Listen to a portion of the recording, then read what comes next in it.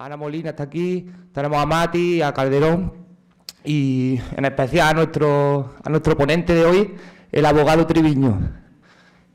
Antes hablábamos los dos a veces de la paradoja de un movimiento que en su síntesis es una crítica a la partitocracia, podríamos decir, ¿no? Y que estemos en un ayuntamiento, en un lugar público. Entonces, lo primero, le vamos a dar las gracias de nuevo a nuestro alcalde, que fue el que nos trajo hizo hijo predilecto de Alhama, con el apoyo, creo recordar, también del PSOE. Empezamos dando la palabra al concejal, Calderón. Vale. Bueno, muy buenas tardes a todos y en primer lugar quiero disculpar al alcalde Jesús Viña, que era quien estaba previsto que hoy presidiera el acto, pero por motivos personales no le ha sido imposible acudir a este homenaje a nuestro hijo predilecto. La corporación tendrá que retirarse dentro de unos minutos porque tenemos también un acto del Día de Andalucía aquí en el paseo, ya que hoy, 28 de febrero, es uno de los días más importantes para nuestro municipio. Además de conmemorar, como en el resto de Andalucía, el Día de Andalucía, también celebramos el Día Histórico de Alhama, ya que en esta fecha se produjo también la conquista de nuestra ciudad por parte de los Reyes Católicos. Pero es que además de estas dos efemérides, también este día, un 28 de febrero, se produjo el fallecimiento de uno de nuestros ciudadanos más ilustres, que por eso estamos hoy aquí, don Antonio García Trevijano. Antonio García Trevijano nació un día como hoy, en 1927, en una casa que se encuentra a pocos metros de este ayuntamiento, en la calle Enciso número 19.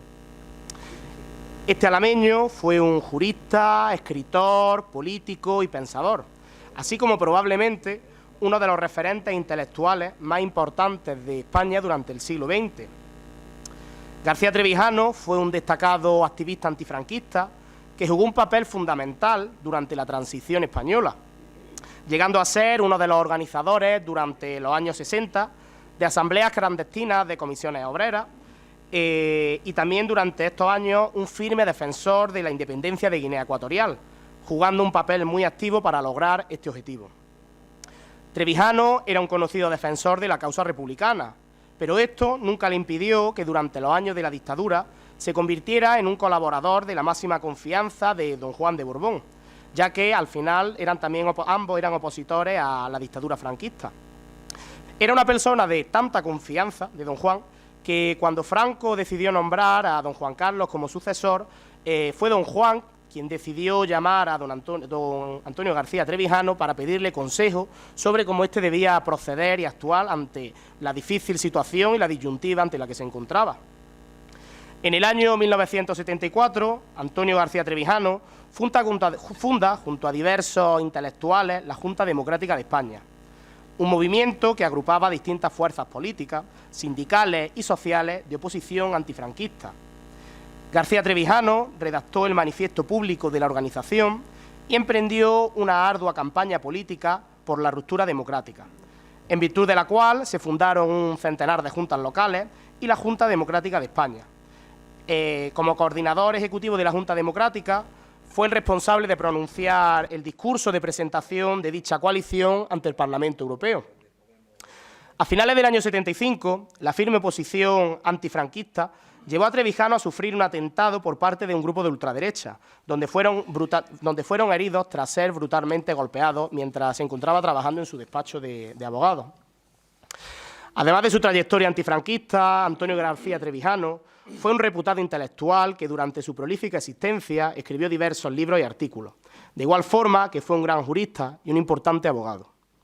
El 1 de julio de 2017, Antonio García Trevijano fue nombrado por este ayuntamiento hijo predilecto de nuestra ciudad, siéndole entregada la medalla de oro de la ciudad en el Patio del Carmen, que lo tenemos justo aquí abajo, quedando de esta forma saldada la deuda que este pueblo tenía con uno de nuestros ciudadanos más ilustres de las últimas décadas. Un alameño de nacimiento que tanta relevancia ha tenido en la historia reciente de nuestro país, debía ser reconocido como hijo predilecto de Alhama, siendo una persona de la que todos los aquí presentes, alameños y foráneos, debemos sentirnos muy orgullosos de tener como paisanos. Muchas gracias. ¿Sí? Muchas gracias. Doy también la bienvenida a José Miguel, que no lo he mencionado, a Margares, gracias por venir. Ahora le vamos a dar paso a los representantes de la Junta Democrática de Málaga y Granada, que desde hace varios años se pusieron en contacto y estamos, pues, ellos están en su labor ardua en Málaga, cada fin de semana casi saliendo, y les doy la palabra. Buenos días. Es un gran honor y privilegio poder asistir este día a este acto, homenaje a don Antonio García Trevijano. Nosotros, Junta Democrática de España, es una asociación civil refundada, de la primera que fundó Trevijano hace 2 años, y desde hace 2 años pues, se han abierto delegaciones por toda la nación española, y este movimiento está inspirado en el pensamiento y en las ideas de Trevijano.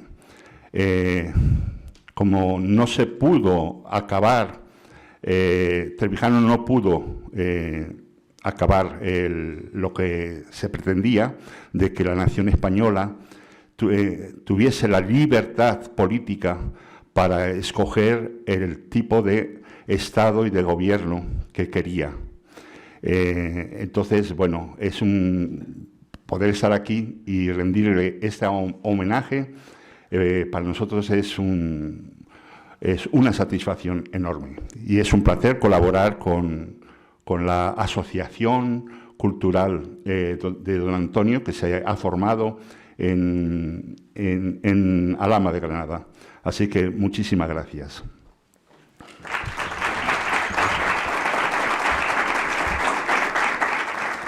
Buenos días, me llamo Santiago Chambó, soy asociado de la Junta Democrática de España en Granada. Conocí la figura de don Antonio en 2015, cuando vivía en Inglaterra, a través de sus programas de radio Piensa y Verás, y fue gracias a su pensamiento y especialmente al libro 2 de Teoría Pura de la República que pude conectar con mi hispanidad y pude reconducir mi carrera profesional en el ámbito universitario. Tuve el privilegio de participar en la organización de la primera charla coloquio en la Facultad de Derecho de la Universidad de Granada, donde él se licenció y también impartió clase, junto con mis compañeros de la Junta Democrática de Málaga. Fue una experiencia, fue la primera charla coloquio que trajo el pensamiento y la figura a la comunidad universitaria en Granada, y me alegro muchísimo de estar aquí este segundo año en este acto homenaje a este gran pensador y figura intelectual española.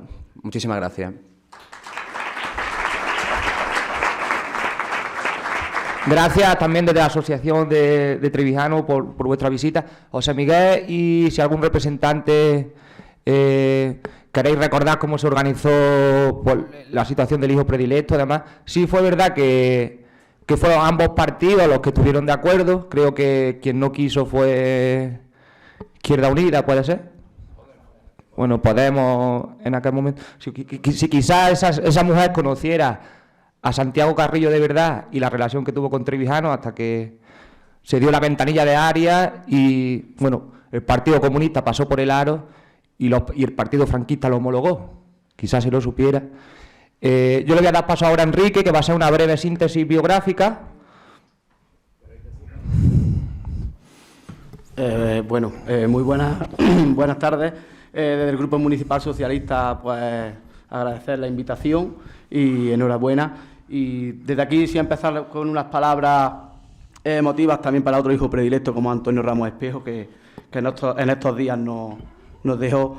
Y para nosotros es un placer siempre conmemorar y recordar a todos nuestros hijos predilectos, porque desde el Grupo Socialista lo apoyamos, y todo hijo predilecto que ha llevado el nombre por bandera de Alhama, pues agradecerlo. Enhorabuena por el acto, al Ayuntamiento y a la asociación. Gracias a ti, José Miguel. Antonio Ramos, que precisamente me recordaba Enrique, no sé, en Madrid era, ¿no? ¿Qué calle era? En Roma, ¿no? Con la agencia EFE se unían contra la dictadura, así que de alguna manera están relacionados. Enrique, ¿vas a hacer una breve síntesis biográfica? Vamos por ella. Enrique y yo tenemos la habilidad de hablar demasiado. Si lo encontráis a uno de los dos por la calle, tenéis que temernos. Nos llevamos bien porque nos calentamos la cabeza mutuamente y porque en realidad también somos buenos oyentes, Enrique, ¿o no? Sí. En vez de ver la serie esta de Antena 3, nos ponemos conferencias de los años 90, ¿no, Enrique? No sé si se me escucha, ¿no? Sí, pero es una batalla dialéctica, no, nunca a las manos. Bueno, ya me has dado paso, ¿no? Yo voy a empezar diciendo que tengo una alegría muy grande y la alegría me la habéis dado vosotros, me la estáis dando vosotros. Y es un honor que estéis aquí todos presentes. ¿Qué pasa con don Antonio, como dice Ignacio? Pues el hijo predilecto que se nos ha ido, que Alhama, como ha dicho José Miguel, tiene muchos hijos predilectos y ojalá tenga muchos más y muy válidos, que hay muchos ameños válidos, muchos. Pues Antonio Ramos y don Antonio García Trevijano se conocieron en Roma, en una recepción diplomática, que es lo que Nacho me ha lanzado el reto. Y en la recepción diplomática, pues claro, buscan homólogos o personas que hablen el mismo idioma. Llegan a conocerse, español, yo Antonio. Pues mira, yo soy español, pero yo no soy de Andalucía, del sur, yo también soy de Andalucía. Bueno, yo soy de Granada, yo también soy de Granada. Yo concretamente no soy de Granada capital, soy de un pueblo, ese es nuestro Antonio Ramos, que se nos fue hace 3 o 4 días. Dice, yo soy de Alhama de Granada, dice Antonio García de Trevijano, y yo también soy de Alhama de Granada. Coño. Pues yo nací en una casa, que es el número 19 de la calle Enciso, que es de Federico el de la Parra, que lo recordaréis todos, y dice el otro Antonio, pues yo también nací allí. Bueno, pues el día que se le nombra hijo predilecto, visitan la casa natal, don Antonio García Trevijano, y dice, voy a ir a la habitación donde nací Antonio, le dice Antonio Ramos Espejo, Antonio Ramos Espejo. Van a la habitación y dice, yo también nací aquí. Eso es una cuestión anecdótica. Y ahora sí os voy a decir lo importante que es nuestro alameño que es tan importante como el oscurantismo que le han tenido. Don Antonio, toda África, donde se gestó el general Franco, que decían que era el general más joven de Europa, ahí hizo su historial, él presumía mucho de África. Pues sabéis que Franco, a través de el jefe del Tribunal de Orden Público, encausó a don Antonio García Trevijano y en el juicio que le iba a hacer, por supuesto, en la dictadura, os lo podéis imaginar. Pues Diallo Telly, presidente de Senegal y secretario general de la OUA, Organización de la Unidad Africana, le mandó un comunicado a Franco y le dijo que si a Antonio García Trevijano lo procesaba toda África, 50 naciones, rompían relaciones diplomáticas con España. O sea, que un jameño era más importante que todo el resto de los españoles, incluido Franco. La importancia de este alameño. Y nada más prácticamente se le conocía. ¿Por qué? Porque hay intereses políticos muy grandes. Don Antonio tiene mucho interés a nivel también de Europa.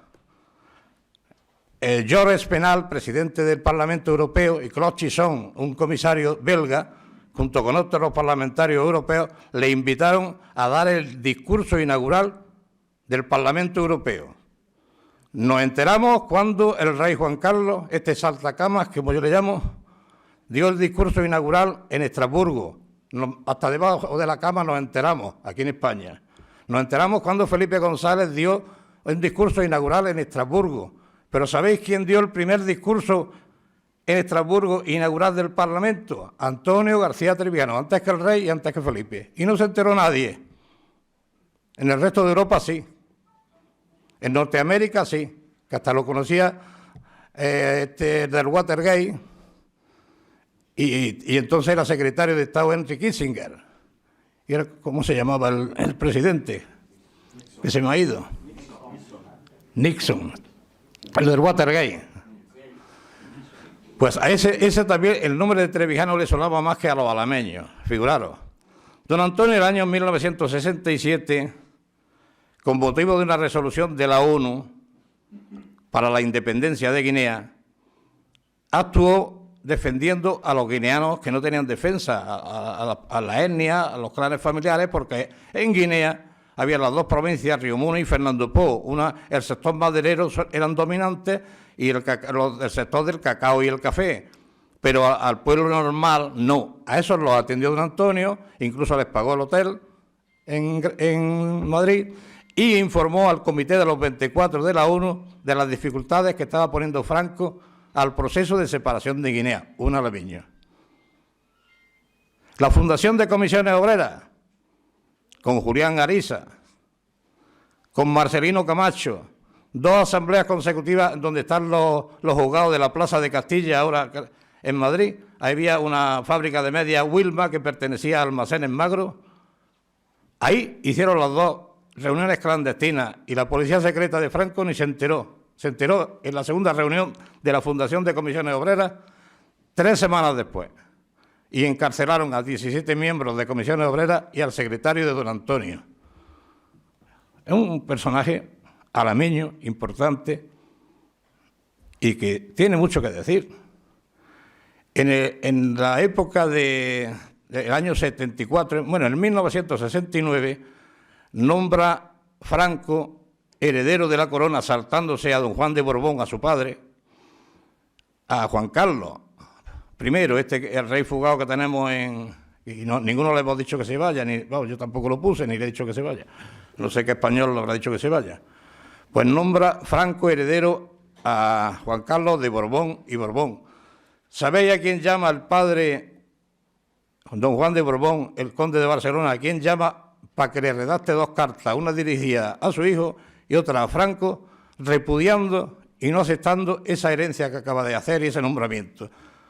Pues un alameño que se llama Antonio García Trevijano, el que redacta las 2 cartas, una a don Juan de Borbón y otra a Carlos Borbón, Juan Carlos Borbón, y otra a Franco, repudiando. Esas cartas fueron selladas, lacradas y entregadas al embajador en Lisboa, Jiménez Arnau, padre de ese Jimmy que sale en los programas del corazón, que lo conoceréis. Ese era el embajador en Lisboa. Esas 2 cartas le escribe un alameño. Si repito el nombre, me perdonáis, pero es que merece repetirlo porque el hombre fue un buen luchador. Pues seguimos con Trevijano. En el año 70, 74, 75, 76 es cuando más actividad política desarrolla. Y todo, sobre todo, enfocado a romper con la dictadura y luego hacer una auténtica democracia aquí. Don Antonio, en esos años, me he puesto un poco emocionado y nervioso, disculpad.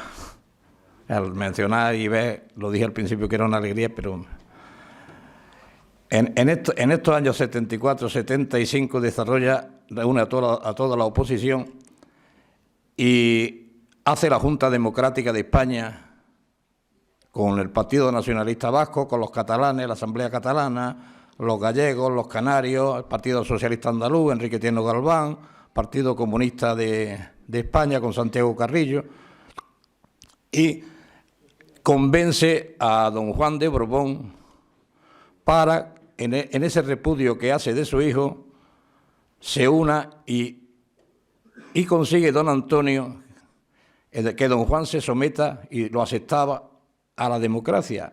Imaginaros una monarquía electa. Eso no hay ejemplo en el mundo. Sin embargo, Juan de Borbón se sometió a eso.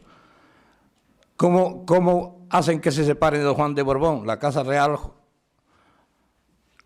tiene a don Juan de Borbón totalmente marginado, no le dejaban ni comida en el frigorífico para que rindiera y adjudicara la herencia dinástica a su hijo.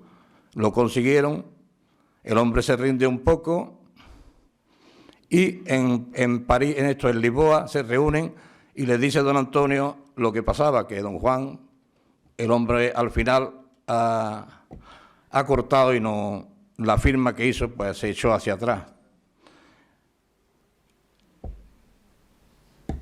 ¿Me voy a quedar en blanco o no?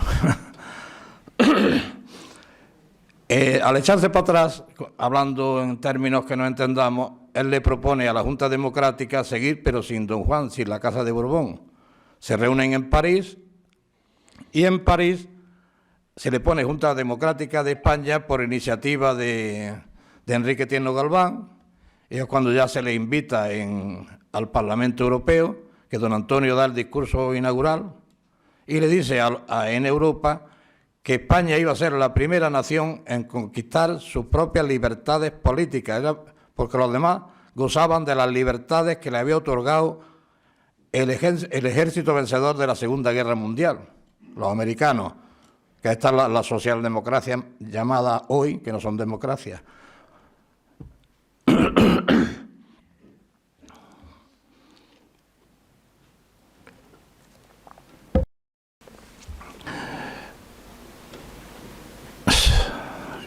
Vuelvo a lo mismo, es que no esperaba, sí, no, es verdad, estoy emocionado porque, y lo habéis conseguido vosotros. Vamos a darle un aplauso a Enrique.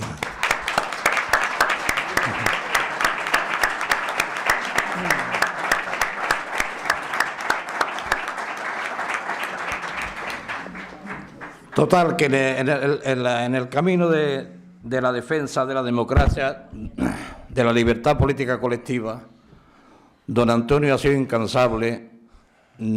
A instancias de Felipe González se reúnen en un chalet en el Viso, en Madrid, y a instancias de Felipe González, que le dice a Fraga que había que quitar de en medio del plano político a don Antonio García Trevijano.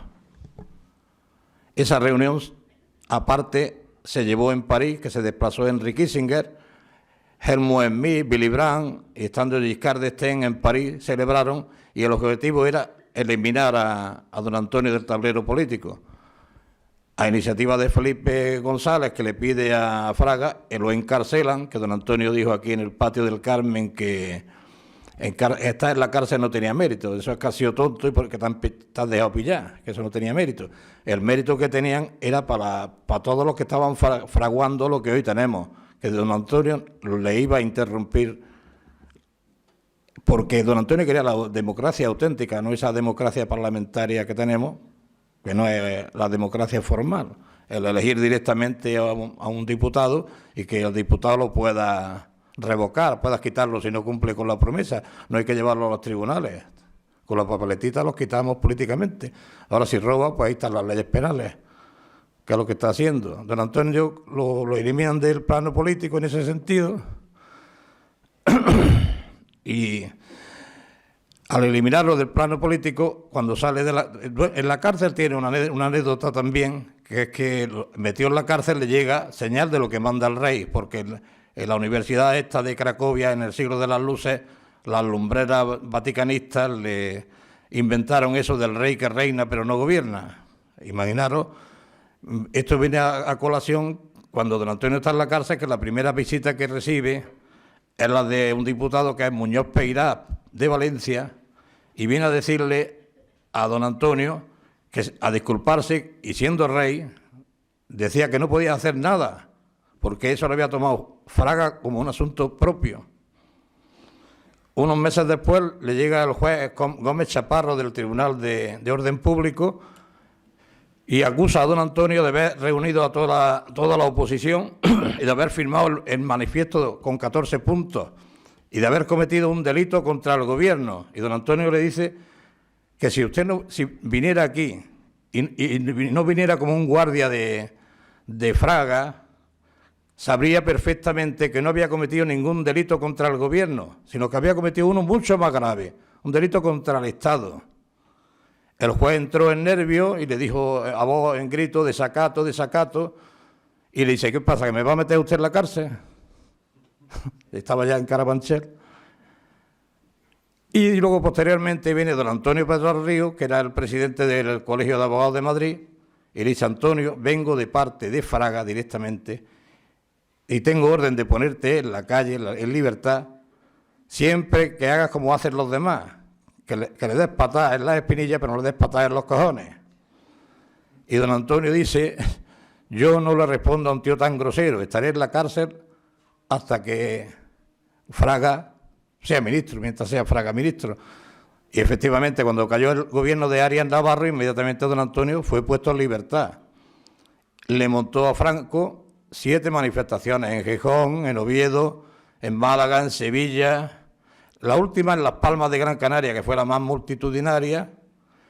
Esa, al terminar la manifestación, estando en el hotel, le llegan y dicen: don Antonio, está el secretario del gobernador civil de Las Palmas abajo. Dice, él pensando que lo iban a detener, le dice, pues que suba, aquí estoy.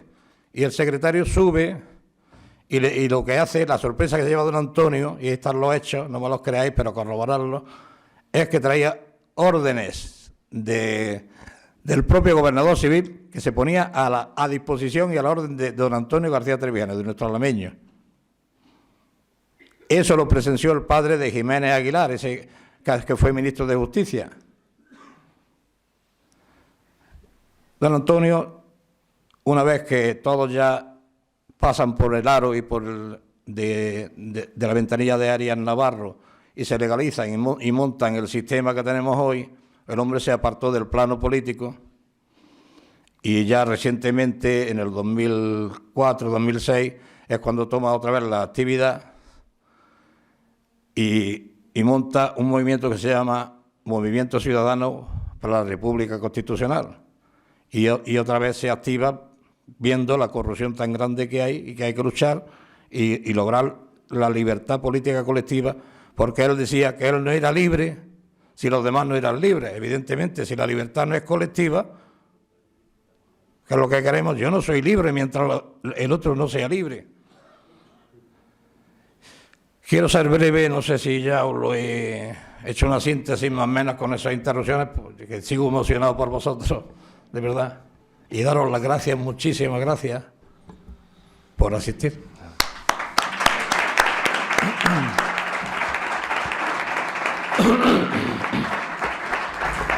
Bueno, pues seguimos, ¿no?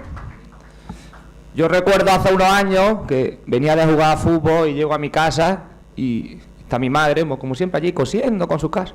Y dice, José, yo a partir de ahora no voy a votar. Digo que, mamá, ya estás tú chocheando, me vas a venir ahora a decir que no hay que votar porque hay que votar, porque tenemos que cambiar las cosas.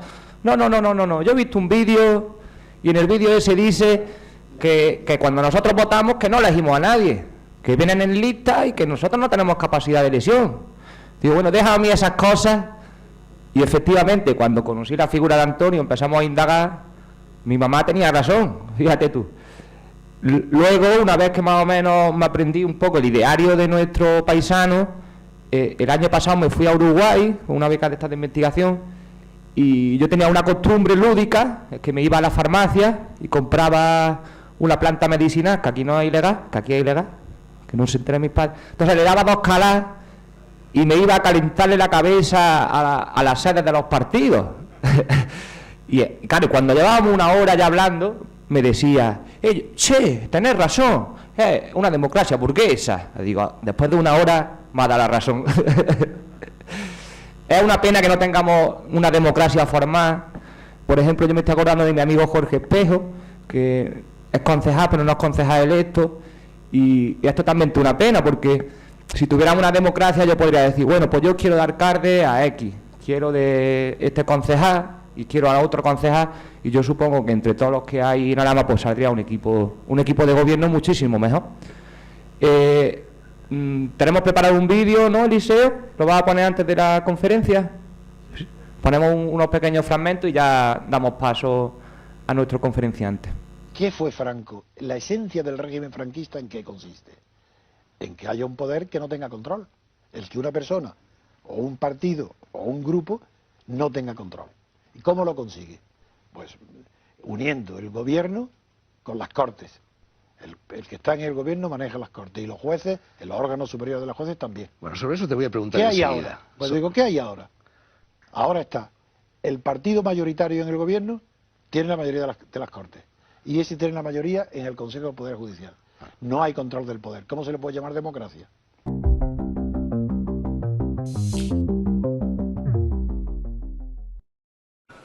En España, los listas de partidos ni representan nada, ni son representativos nada más que de Estado. el que los paga. ¿Quién paga las listas? El Estado. A él le pertenecen, al Estado. Quien paga, a él le pertenecen los partidos. ¿Qué son los partidos estatales? Una ampliación de la técnica de la dictadura. Con Franco era la Falange, con Mussolini el fascio, con Hitler el nazismo, los nazis, y ahora con el rey Juan Carlos esa facción, porque son facciones, no nos engañemos. Cada vez que un partido se es pagado y entra en el Estado se convierte en facción. Y ahí tenéis, leeros a Madison, a Burke, a todos. A veces hay uno solo que no considere que todos los que están en el Estado sin estar en uso de una representación de la sociedad son facciones. Por tanto, lo que hay en España son facciones estatales. Todos. Desde Podemos, por eso no es que dicen Podemos izquierda. ¿Qué Podemos izquierda? Si son fascistas. Pero si está pagado por el Estado. ¿Pero qué es esto? ¿Es que no lo veis? ¿De Podemos qué es Podemos? Nada. Un hombre que no tiene principios. Digo, que él cree que los tiene el pobre Cayo Lara, que tampoco los tiene. Porque para tener principios, como él le dice, ser del Partido Comunista y reconocer la monarquía, pues vaya principios que tiene. Bien, otra pregunta. Qué grande, Trevijano. Bueno, antes de dar paso, estaba hablando de Uruguay y yo iba detrás de entrevistar al presidente, a Pepe Mujica, y tengo que decir que después de un año me ha concedido la entrevista. El presidente hará otra cosa que ir a Uruguay, sale carillo, y para un fin de semana, pero bueno. No están hoy aquí los políticos. Ayer el alcalde estaba diciéndole al presidente de Diputación que el que no llora no mama. Pues cuando lo veamos le diremos que nos ayude a financiar el viaje, ¿no, Enrique? Tú te encargas de calentarle la cabeza al alcalde. Vale. Venga. Y si no, hacemos una colecta. Hacemos una colecta, hacemos un crowdfunding, como dicen ahora. Bueno, pues tenemos aquí nuestro conferenciante, un oriundo. Sé que hay muchos familiares, parientes, que ha estado paseando por el pueblo. Seguro que se le ha removido algo por dentro cuando iba, ¿no? Por la calle ancha y por el barrio, por la calle llana y por el barrio antiguo. Bueno, pues te doy las gracias, de verdad, muchas gracias por visitarnos. Nos va a dar una conferencia sobre la lealtad política. Él fue policía local y abogado también, ¿verdad? Ejerce. Y bueno, nos va a contar un poco sobre la lealtad, la acción política. Bueno, pues vamos a recibir con un aplauso a Emilio José Triviño.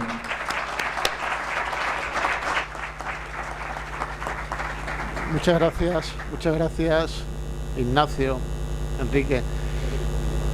Gracias también naturalmente al alcalde y a la corporación por permitir que el pensamiento de don Antonio pueda tener su eco en nuestra boca, pueda tener su eco en la conciencia todavía viva de la sociedad española.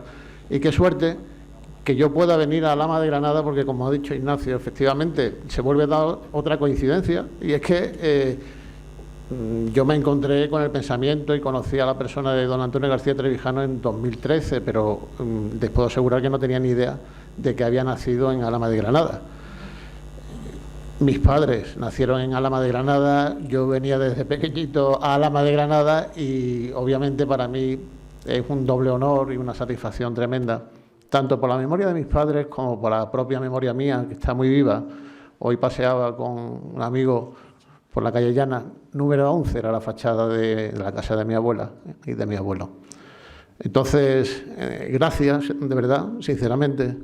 Es un honor porque hablar del pensamiento de don Antonio en un acto como este es una responsabilidad enorme. Pero efectivamente la lealtad me obliga a tener que estar o intentar estar a la altura de las circunstancias. Antes a Enrique le costaba continuar con su palabra, con su exposición. Y yo lo entiendo porque es que yo no tengo ninguna vocación pública, mucho menos política. Como se ha dicho, yo empecé de funcionario de policía, luego ejerciendo como abogado. Me estaba acordando ahora viendo a don Antonio, cuando nos despedimos en su casa, la última vez que estuvimos en su casa, Alejandro González y yo, cuando yo me despedía de él, nos echábamos la mano y me dice, y enhorabuena por ser policía. Y me fui, Y digo, somos abogados los dos, él es jurista, yo aprendo del derecho que él me está enseñando a diario y me da la enhorabuena por ser policía. Y yo, ¿por qué será? Bueno, nunca se lo pude preguntar, pero tengo una íntima convicción, y es que el policía se mueve, al igual que el abogado se mueve con la hermenéutica. La hermenéutica es la interpretación de los textos legales, es la interpretación de lo que dicen las normas. Al igual que el abogado se mueve con la hermenéutica, el policía se mueve con la heurística. La heurística, ¿qué es la heurística, no? Bueno, la heurística es la investigación.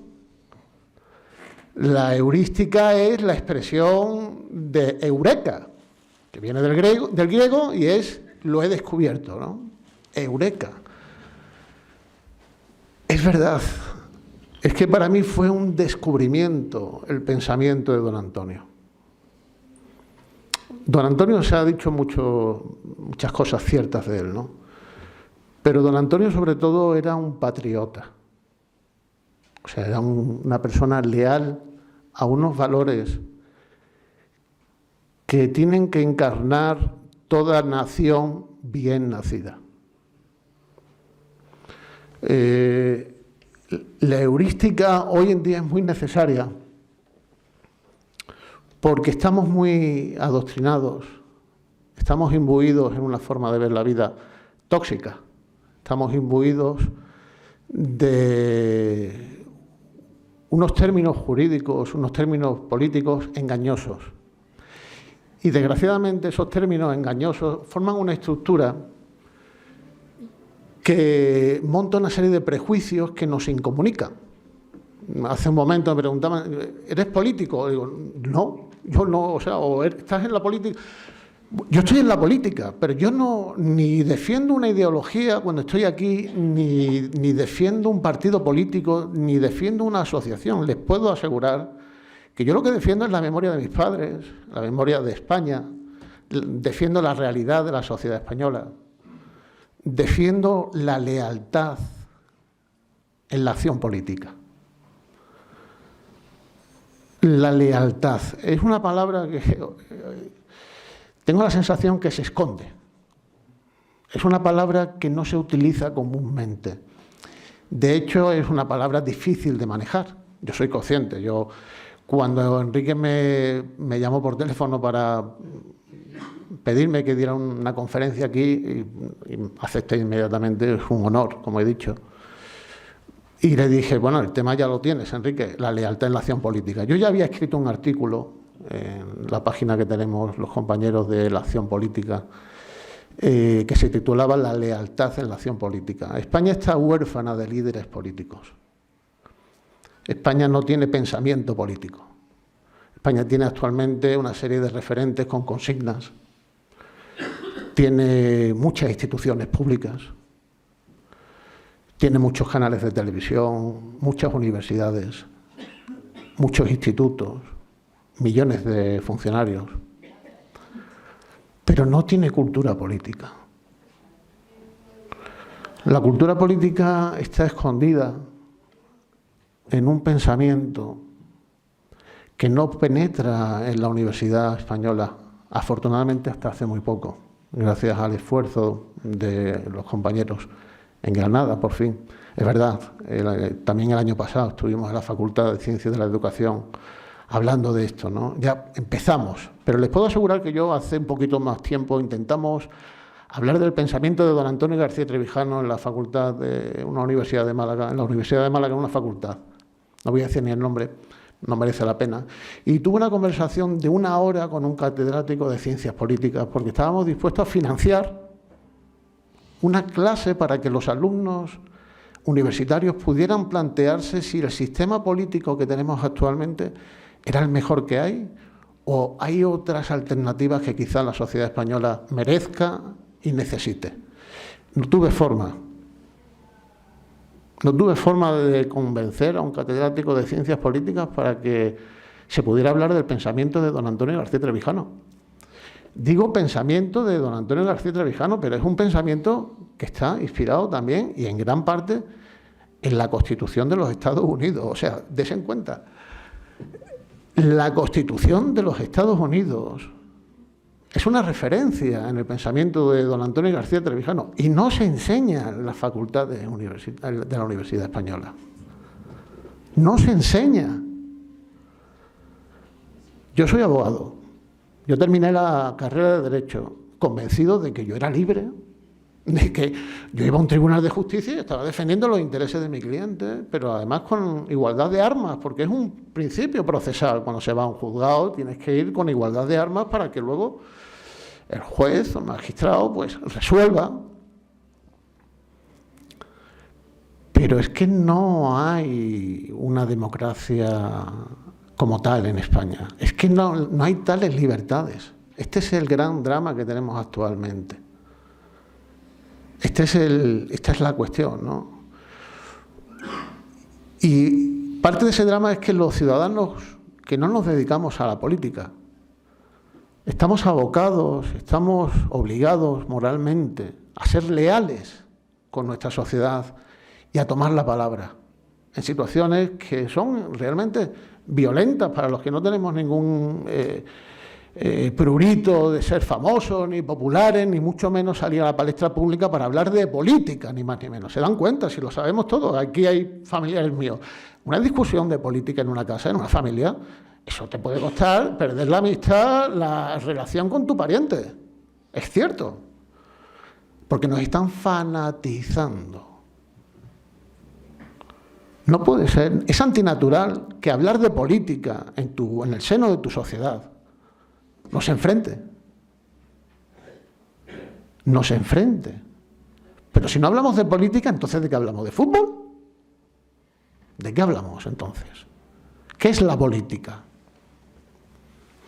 La política es la búsqueda de la libertad. Esa es la política. Y si quieren, la alta política, la verdadera política, la que aparece en Atenas. La política no nace con el individuo, nace con la pluralidad. Necesitamos ponernos de acuerdo, la comunidad necesita ponerse de acuerdo para respetarnos, para que el individuo pueda vivir singularmente integrado en su propia sociedad. Esa es la política. ¿Qué es la acción política? Y en eso estamos algunos. Hannah Arendt, una gran pensadora de la teoría política, señala que la acción es la interrupción de un procedimiento con un sesgo automático, cuya consecuencia va a ser necesariamente la prevista en ese proceso, salvo que la acción la interrumpa. La acción política es implicarte en el actual contexto político para interrumpir la decadencia en España, para interrumpir la decadencia moral en España, para buscar el sentido del bienestar y la prosperidad en España. Para eso estamos nosotros interrumpiendo o queriendo interrumpir la actual situación política. No creo que exageres, y yo creo que lo compartiremos todos. Actualmente la situación política en España es deplorable. O sea, que haya una moción de censura y esté encabezada por un señor que empezó en la política en un extremo, supuestamente en un extremo ideológico, y termine siendo cabeza visible del otro extremo supuestamente ideológico. Pero si lleva décadas haciendo política, ¿qué tiene que ofrecernos a esta altura de la vida? ¿Qué tiene que ofrecernos esa persona? ¿Qué tienen que ofrecernos estos políticos que llevan 10, 20, 30, 40 años en la política, cuando nuestras instituciones públicas son disfuncionales? Cuando los colegios profesionales no tutelan la independencia profesional de sus miembros. Cuando tenemos médicos sinceramente preocupados por la nueva modificación del código deontológico. Preocupados, porque no saben qué va a pasar con ese código deontológico. En 1929, Ortega escribió una carta de contestación a un grupo de escritores españoles que le pidieron que se sumara y asumiera la dirección, el consejo y el apoyo político a una iniciativa política de partido. 1929. Querían defender la libertad, la situación, el contexto social, bueno, la dictadura de Primo de Rivera, inestabilidad. Y Ortega les responde por carta a este grupo, entre los que se encontraba Francisco Ayala, García Lorca, Pedro Salinas. Dice: tenéis mi apoyo, tenéis mi consejo, pero no puedo daros la dirección de este movimiento, porque todavía están por inventar los términos jurídicos, los gálibos institucionales. Llevo años pensando en ello y están todavía por inventar todo esto para España. Todos estos conceptos políticos, les dice a estos intelectuales inquietos por la situación política, que entran en la acción política, le dicen: no puedo dirigiros porque tengo que pensar cómo vamos a preparar la salida institucional, la salida intelectual. Poco después Ortega escribiría ese artículo que se titula El error Berenguer, que terminaría más o menos así: españoles, no tenéis Estado, tenéis que construir el Estado. Delenda est monarquía. La monarquía debe ser destruida. Ortega había perdido toda esperanza en el régimen monárquico. La historia que viene después, la trágica historia de la Guerra Civil Española, ya la conocemos. Tenemos ya las instituciones políticas descubiertas. Don Antonio García Trevijano tuvo el genio, a mí no me cabe la menor duda, tuvo el genio de dar cuerpo a todo un pensamiento político y crear las instituciones políticas necesarias donde la libertad política colectiva puede tener cabida y tomar cuerpo. La libertad política colectiva, un concepto acuñado por él. Ortega no lo consiguió, es evidente. Don Antonio lo consiguió, yo estoy convencido, ahí está. Es verdad, hay un silencio sordo en la universidad, no hay debate. Eso sí, cuando hay ocasión de encontrar un debate sobre que aquí no hay democracia, que la democracia formal consiste en la representación política, la separación de poderes, y en ese debate hay profesores, personas formadas, ninguno se atreve a negar la evidencia. Públicamente ninguno la denuncia, públicamente no se denuncia. Hay miedo, parece ser, debe ser, miedo, que es un síntoma, no lo olvidemos, el miedo a hablar de política es una característica y un principio de la tiranía. De la monarquía es el honor y de la república la virtud. Algo debe pasar en España, que no se quiere hablar públicamente de lo que está sucediendo, no se quiere hablar públicamente de política. Yo hasta la presente, desde que tomé la decisión de hablar públicamente y defender públicamente el pensamiento de don Antonio, abiertamente solo he hecho amigos, de verdad. Amigos que vienen del Partido Comunista, amigos que vienen de la Falange, amigos que vienen del Partido Popular. Es más, es que no tenemos ningún conflicto con los políticos. Agradezco sinceramente que nos abran las puertas del Ayuntamiento de Alhama para poder hablar de esto aquí, en la sede institucional, municipal, política. Es que no tenemos ningún conflicto con los partidos políticos. Pero entonces, ¿qué conflicto hay? Lo que estamos diciendo es que los partidos políticos no se pueden financiar con los impuestos del contribuyente para perpetuarse permanentemente en el poder. Lo que estamos diciendo es que si la sociedad civil es la que tiene que obedecer las leyes, debe ser la sociedad civil la que, a través de sus representantes políticos, dicte esas leyes que va a cumplir. Si tenemos que pagar impuestos, lo lógico es que esos impuestos estén dictados por la necesidad social y a través de los cauces democráticos, a través de los cauces de la representación. Si somos nosotros los que vamos a pagar con nuestro patrimonio la carga fiscal, tiene que ser la propia nación, la propia sociedad la que apruebe a través de sus representantes esa carga fiscal. Este es el gran problema, y por eso es necesario saber distinguir que esto es uno de los grandes problemas y de los prejuicios que se nos instalan originalmente entre Estado y nación. Don Antonio era un patriota porque defendía a la nación. Don Antonio era antifranquista porque Franco, después de ganar la guerra, se apoderó del Estado e impuso a la sociedad española su modo político de entender cómo se tenía que hacer política. Ganó la guerra y la impuso, pero dejó a una gran parte de la sociedad obedeciendo sin representación ninguna. En realidad no había representación, era una representación orgánica. Pero es que don Antonio llega el 78, llega a la Constitución española y se opone a este régimen oligárquico. ¿Por qué? Porque les está diciendo que él está del lado de la nación, está de nuestro lado, del lado del ciudadano.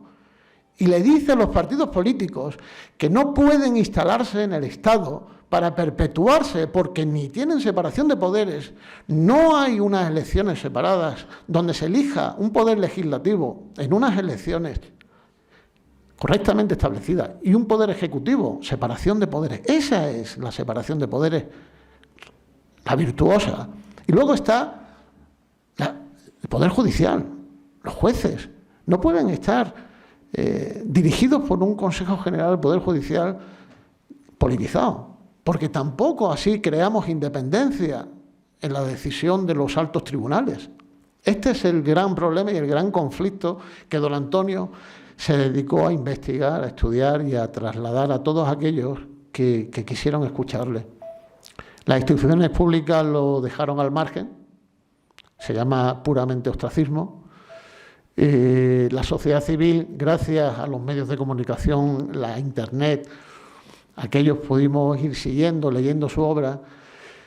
Y hoy lo que estamos haciendo es, creo que es un gesto de lealtad hacia él y hacia los valores que deben pervivir en una sociedad como la española. Lealtad a la acción política, queremos intervenir.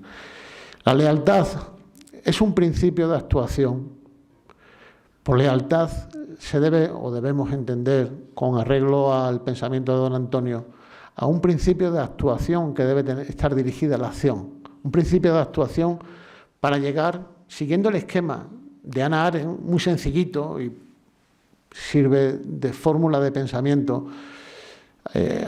Hannah Arendt dice que toda acción debe tener una meta, un sentido, un principio y un fin. El principio es la lealtad. La lealtad está en nuestras conciencias. La lealtad hacia nuestros hijos, hacia nuestros vecinos, hacia nuestros compatriotas. La lealtad es la nobleza y la valentía de defender los intereses comunes de una nación. Esa es la lealtad política. La meta es la libertad política colectiva. La meta es el sistema de gobierno democrático que permita mantener esa libertad conquistada a buen recaudo del poder político. Esa es la meta. Y el fin es la libertad de cada uno de nosotros, la libertad de conciencia, la libertad de pensamiento, la libertad de expresión de cada uno de los españoles. Con que dejemos una pequeña facción fuera de ese cuadro político de lo que debe ser un sistema democrático y lo que debe ser la libertad política colectiva, estamos traicionando a la nación española. La guerra no es ideológica, la guerra es de sistema. ¿Queremos un sistema democrático? ¿Queremos ser libres? ¿O queremos seguir en un sistema oligárquico que no sabemos a dónde nos lleva? Ese es el tema. Déjenme que termine con una reflexión, porque hoy es el Día de Andalucía. El himno de Andalucía la letra que cantan mis hijos todos los años y yo he cantado y que llevo dentro, como que soy andaluz. Parte de la letra dice: andaluces, levantaos y pedid tierra y libertad. Hoy es el Día de Andalucía. La libertad no se pide.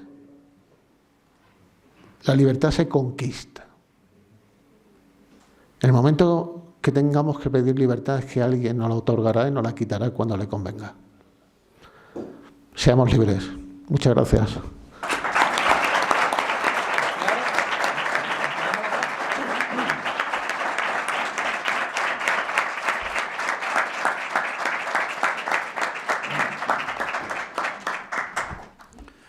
Bueno, Triviño me dijo ayer, y si alguno queréis hacer alguna pregunta que no hayáis entendido, alguna inquietud que tengáis, pues que le podéis preguntar. Entonces, tenéis la opción. Si alguien quiere preguntar algo, decir algo, podemos hablar todos. ¿No queréis preguntar ninguno? Entonces... Por lo que ha dicho antes de los jueces, lo que vemos todavía en el televisor, ¿no? No le recuerda cómo el Ledesma tiene que dimitir porque los dos partidos políticos de la esfera de la esfera de aquí de España no tienen cojones de hacer nada. Eso está ahí. No es que yo me lo estoy inventando, estamos viendo en el televisión todo, ¿no? Y luego más. Muy bien. ¿Alguno queréis decir algo más o preguntar? Yo me gustaría, dentro del pensamiento de este hombre que hoy estamos homenajeando y que luego con merecidísimo ilustre de nuestro pueblo, ¿cuál es entonces la alternativa a esta democracia que todos entendemos y compartimos, que es el sistema más imperfecto, pero que es el que tenemos? Y yo creo que aunque tenga los errores que tiene, como decía, y me reafirmo, es el sistema que yo creo que está funcionando con sus errores.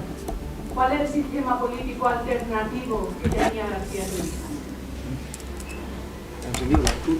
Sí, pues gracias por la pregunta. En el diálogo está el entendimiento y la pregunta da pie a, efectivamente, aclarar términos que son difíciles debido a esos prejuicios. Mire, este sistema que todos consideramos democrático no representa los intereses del ciudadano por la siguiente razón, porque cada vez que nos dirigimos a introducir una papeleta en la urna periódicamente, introducimos una papeleta que la ha confeccionado un partido político de unas siglas. Los partidos políticos, a pesar de que el artículo 6 de la Constitución española diga que deben tener naturaleza interna democrática, nunca podrán ser democráticos. La naturaleza de los partidos políticos es siempre oligárquica, como demostró Robert Mitchell. Los partidos políticos son estructuras, que es lógico que sea así, pero no nos podemos engañar. El problema es que nos engañemos. Una asociación política, un partido político, tiene su estructura, tiene su dirección de poder, porque tiene su propio ideario, tiene su ideología. Esa ideología puede estar respaldada o no por la sociedad según le interese a la sociedad. El problema viene cuando el sistema utiliza las listas cerradas y el acceso a la candidatura a partir de un diseño de circunscripciones donde tienes que tener financiación para acceder a los medios públicos, tienes que tener una base social determinada en las instituciones públicas. Lo que viene a señalar don Antonio, que la representación política solo cabe cuando hay elección por circunscripciones, no por partidos políticos, en primer lugar. Por lo tanto, para que haya voluntad popular en las elecciones debe existir una responsabilidad del político que asume el mandato de los mandantes. Aquí no asume ninguna responsabilidad el político de los mandantes, supuestamente mandantes que somos nosotros, los electores. No, porque la lista de partidos la hace el partido, no el elector. Es el partido el que hace la lista. En segundo lugar, no hay separación de poderes. Por lo tanto, ¿por qué presumimos de la separación de poderes? Porque sabemos que técnicamente el poder político debe estar separado. Nos lo enseñó Montesquieu. Por eso se presume de que la separación de poderes. Pero hay efectiva separación de poderes. La separación de poderes, la única manera de hacerlo efectiva es con 2 elecciones, para que los poderes, un poder ejecutivo vigila al legislativo y viceversa. Ahí está el conflicto de interés entre ellos mientras la sociedad puede dormir tranquila. Cada uno quiere mantenerse en el poder. Si no existe esa vigilancia, esos contrapoderes, no hay equilibrio en el ejercicio del poder. Por eso don Antonio decía y ponía de ejemplo la Constitución estadounidense, porque efectivamente, que es mejorable, no, por supuesto, pero la cuestión es controlar el poder político, controlar el poder de las instituciones políticas, para que respondan a los intereses de la sociedad. Ese es el objetivo de la libertad política colectiva. Crear una Constitución con ese diseño, que se vigilen los poderes políticos para que la sociedad pueda vivir tranquila. No sé si así me he explicado bien y he respondido. También en respuesta a Sandra, que gracias por hacer esta pregunta, empezaba diciendo de la complejidad terminológica que puede tener, obviamente, y cuando nos acercamos a la obra de don Antonio, tenemos que estar casi con el diccionario y un diccionario lexicográfico especial. No hace mucho, José Bono, el expresidente del Congreso, bueno, pues lo entrevistaron, ya está fuera de la actividad, y le preguntaron, una muchacha le preguntó, bueno, que qué había que hacer para llegar a ser un político de alto standing, y dijo, honestamente y sinceramente, a veces los políticos cuando dejan sus funciones, pues se sinceran, y dijo, mira, si de verdad quieres llegar arriba, hazte amigo del que hace las listas. El expresidente del Congreso. Hazte amigo del que hace las listas, porque si te dedicas a intentar buscar votos en el pueblo o en donde te vayas a representar, no vas a conseguir nada, porque ¿qué pasa? Todos vemos en el Congreso cuando el jefe de partido ha hablado de los electores. No somos electores, es decir, en las listas del partido existen selectores, que es la palabra que utiliza. Hay unos electores y nosotros electio. Entonces, por ahí van los tiros. Otra de las claves también tiene que ver con, yo soy periodista, con los medios de comunicación y además que realmente son la otra pata que sustenta un sistema. Soy también filólogo y me acuerdo cuando en las clases de etimología nos acercamos a la palabra verdad. Verdad, nos decía el profesor, del latín veritas. Y decía, pero esperad, vayámonos al griego. Y decía, aletheia. Y decía, busquemos el significado. Aletheia tenía que ver con la palabra verdad y significaba desolvidar. Volver al pasado para quitarle el polvo y buscar los hechos. Es decir, no fundir lo racional en lo emocional, sino lo emocional en lo racional. Ha hablado de las universidades. Las universidades ya no son revisionistas. Las universidades pactan. Tú levantas la mano en la clase con algún tema que sea un poco complicado. Las universidades no es como hace 100 años. Las universidades hacen consenso, las universidades pactan. Ahora, por ejemplo, con el feminismo. En fin, que hay alguna palabra más, pues...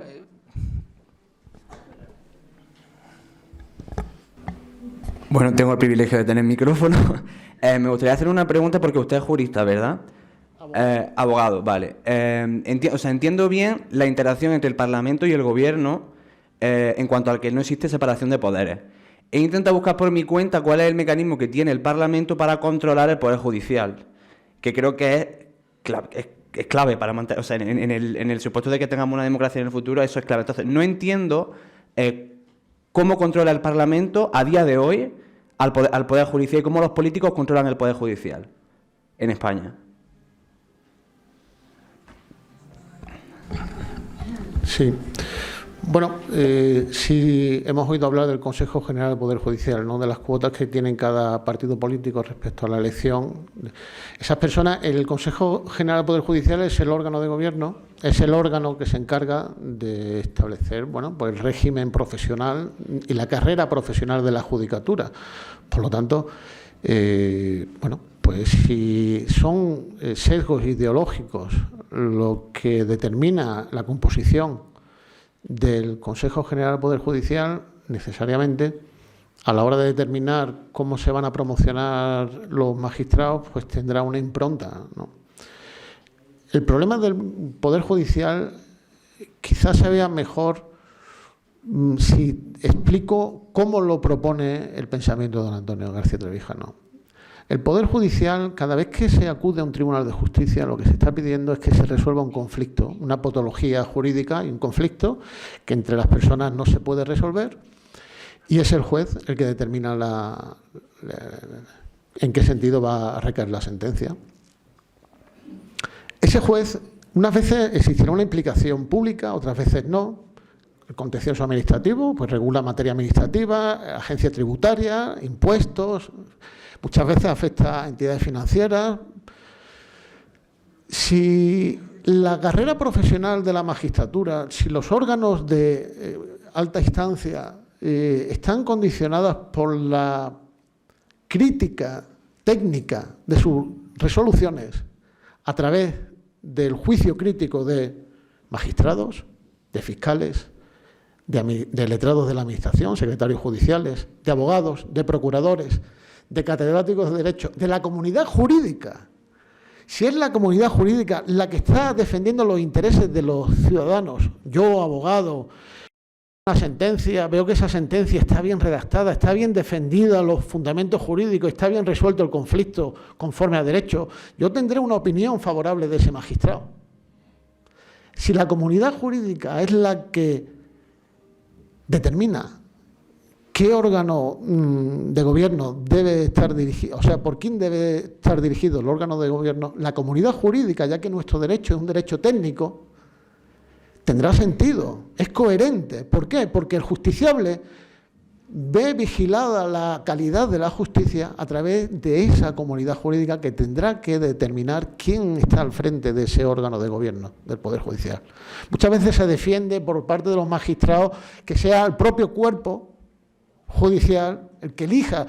No, ¿por qué el propio cuerpo? ¿Por qué? ¿Acaso no puede caer en endogamia?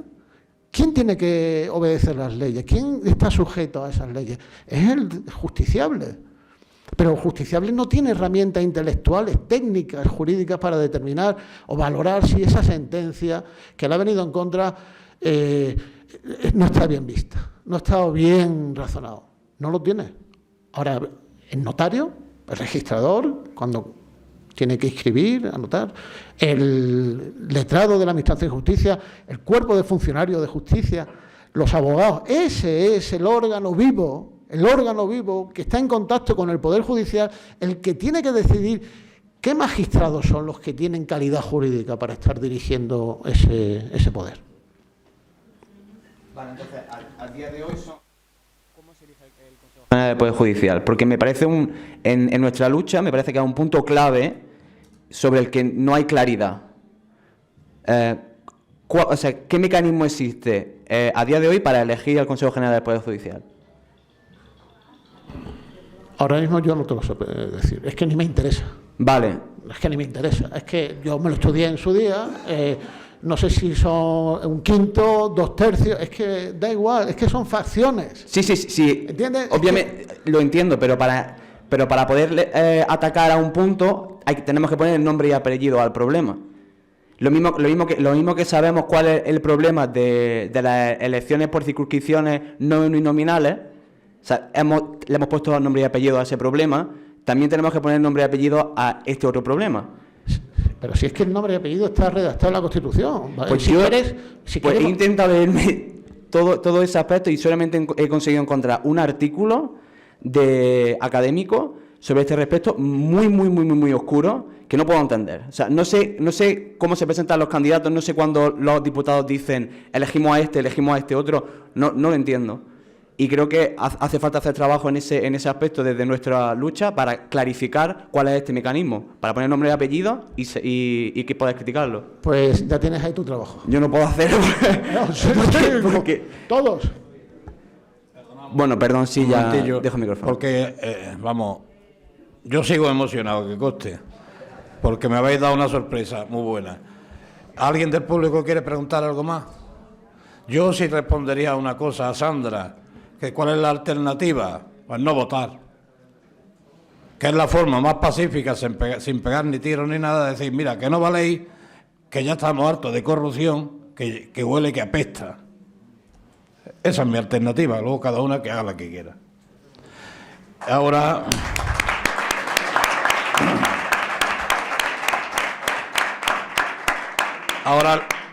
agradecido a vosotros que sois los que le habéis dado vida a este acto, y le vamos a entregar una placa, porque ya que él ha tenido la gentileza de venir a darnos la conferencia, le vamos a dar un recuerdo para que lo tenga siempre, que no se lo esperaba.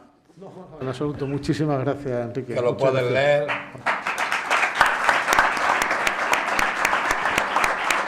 Muchas gracias. Hombre, para que nos recuerde siempre en Alhama y en su despacho.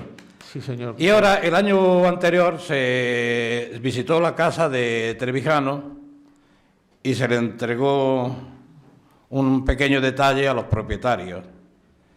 Este año hemos pensado en la Asociación Cultural de Trevijano en Alhama, pues hacerlo extensivo a más personas, a vecinos de Alhama, y hemos empezado por la calle de Trevijano. Que si Trevijano viviera, yo creo que encontraría una buena vecina, procedente de una buena familia, desde luego, y como dicen, ¿quién es tu hermano, tu vecino más cercano? Pues hay una vecina aquí que se llama María Jesús Ruiz Barrientos, que si me está escuchando, María Jesús Ruiz Barrientos, si es tan amable, y Mari Carmen Mestanza está por aquí, pues le vamos a entregar un ramo de flores a María Jesús, porque yo creo que Trevijano estaría muy contento de tener una vecina como ella.